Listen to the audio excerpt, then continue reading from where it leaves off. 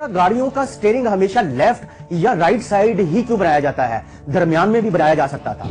हालांकि ऐसा करने से गाड़ी के फ्रंट हिस्से में एक सीट का इजाफा भी हो सकता है। तो खवातीनो हजरात, मैं हूं खुर्रम शौकत और आप देख रहे हैं इन्फो विद खुर्रम।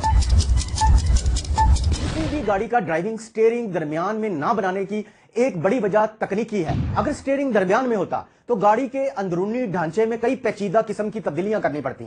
इसमें सीटों की तरतीब, गियर शिफ्ट की जगह और दीगर कंट्रोल्स को दोबारा तरतीब देना पड़ता, जो कि एक पेचीदा अमल के साथ साथ एक महंगा तरीका भी है। कार का स्टीयरिंग दरमियान में ना होने की सबसे बड़ी वजह ड्राइविंग में आसानी और ट्रैफिक की हिफाजत है।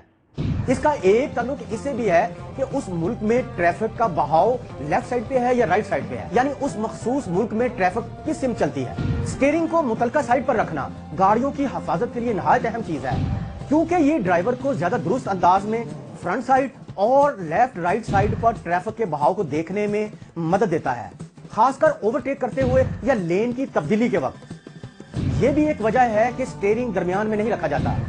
इससे ड्राइवर के लिए यह अंदाजा लगाना नहायत आसान हो जाता है कि दूसरी गाड़ियां इस वक्त किस मुकाम पर हैं। दोस्तों, यही वजूहात हैं कि गाड़ियों का स्टीयरिंग हमेशा एक्सट्रीम दाएं या एक्सट्रीम बाएं तरफ रखा जाता है, ना कि दरमियान में।